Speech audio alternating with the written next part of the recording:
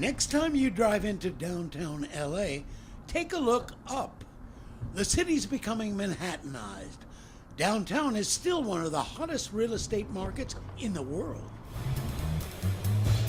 But deep inside that skyline, tremendous energy. Delicious food from around the world is cooking. Big crowds of people are eating here and enjoying it. What are you having? The shrimp ceviche tostada.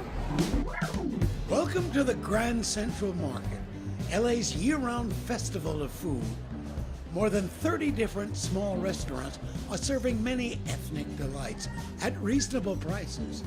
Some people have lunch here 5 days a week. Jocelyn loves the variety. They have the tostaderia, which is fresh seafood that I really like, shrimp tacos, tostadas. They have vegan food. Every weekend, thousands of people jam into this place. Some busy working families come here on Saturday or Sunday just to enjoy their only family meal together. For the many millennials and next-gen types who have moved into downtown, the market has become a popular spot to take a date. Sort of a mating place where people share food. Are you dating here or mating here? Don't tell Phil. She's not convinced that she's my wife, but I'm working on it. Couples can come back again next week and share something new. We had a dish from Sticky Rice, I think. It was a Thai dish. The market is not one of those fine dining places. It's just good-tasting, good-looking street food. The most popular vendor here is Egg Slut, which started life as a food truck. Now people wait online for an hour just to taste the egg specialties. This restaurant, Bel Campo, serves the best burgers in town, according to Jonathan Gold, the late restaurant critic at the LA Times. Bel Campo raises their own beef at a huge ranch they own near Mount Shasta. Everything is pasture-raised, organic, and humanely treated, so you can taste that in the meat and the flavor. The Grand Central Market was opened in 1917.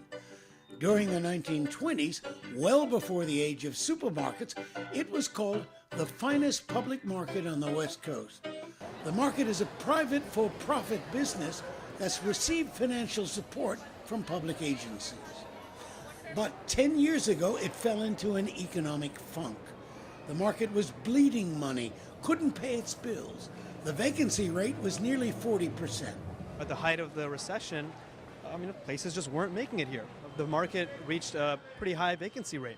And so it was about building in new vendors. Adam Denishkar, the newest owner of the Grand Central Market, is overseeing a transformation that's brought in many new dishes, like oysters. They are very popular right now. Oyster is a new sushi. Still, many longtime customers like Ken Johnson claim gentrification is spoiling this historic people's market.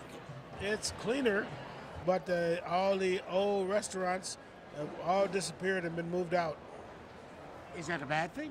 No, it's a bad thing because the original food is not the same. Everything's different.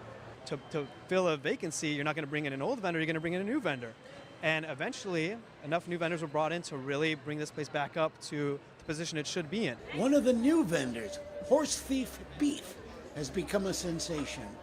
It was started by a couple of college students from Texas. We make authentic Texas-style barbecue in the style of the hill country.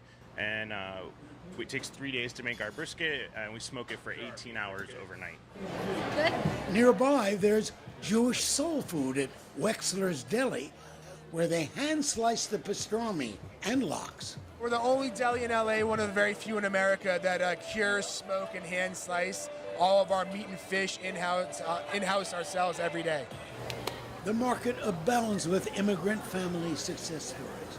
At Sarita's Pupuseria, Paul Sarita says his mother came to America from El Salvador with a dream. She came here in the 80s, and she always wanted to open up her own restaurant, like bring something from her hometown. Like saving up all her coins as much as she could, and she finally opened up Sarita's Pupuseria. Tourists from around the world come here. This British family came directly from the airport with their luggage. This woman from Germany. What are you going to buy here? Tacos. He's from Sri Lanka. What did you have? Filipino bowl of porridge. This mom from Iceland. I had the burger. Having survived hard times in this century-old building, the Grand Central Market is a place where immigrant street food has become part of LA's melting pot. Finally, my own personal favorite is the seafood at La Tostaderia, where the star attraction is tostada mixta. It's a mountain of seafood with shrimp, scallops, octopus, cilantro, red onions, peppers, and lime juice. It's heaven on a plate. Cost about $12. It's definitely worth the drive. Doug Kriegel reporting.